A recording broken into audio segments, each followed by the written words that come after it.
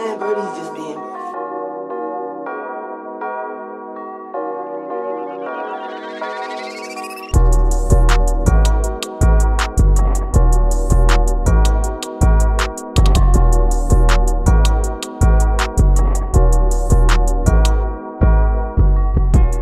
What's up, YouTube?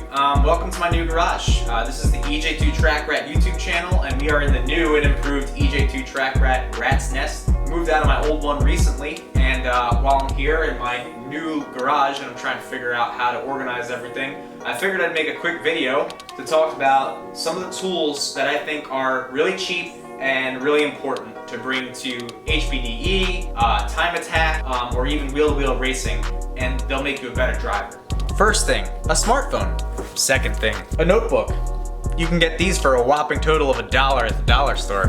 Third thing, tire pressure gauge. A good one, don't cheap out on the tire pressure gauge. Before you go out on track, take your cell phone and look at the weather data. Take your notebook and record ambient temperature, humidity, wind speed, precipitation, and cloud coverage.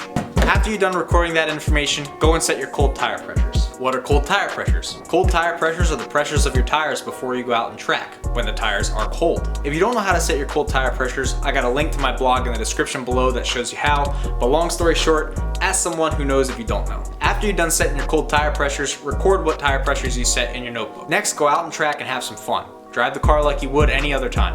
After you're done your session, bring the car back into pits. Using the tire pressure gauge, measure your hot tire pressures. Every single tire has an optimal hot tire pressure for maximum grip.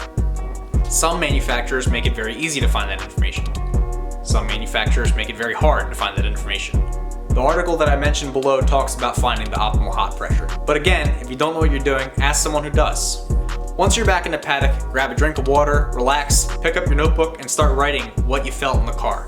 For example, if you were going into turn 1 and the brakes felt sketchy, write that down in the notebook. If you're going into turn 5 and then you were braking too late every single time and missing the apex, maybe you want to write that down. And then in the next session, you can focus on 1 or 2 corners that really gave you some trouble, and you'll know which corners gave you some trouble because you wrote it down in your notebook. In my opinion, the most important tool of all 3 is this. It's the notebook. Coincidentally, the notebook is also the cheapest of all 3 tools. Is this going to benefit you if you do it for a day or 2? No, not really. But that's the point of having a notebook. You do it for a long period of time. So if you went to Watkins Glen in 2018 and you're coming back in 2019 and you need to know how your car is going to respond to a certain ambient temperature, well,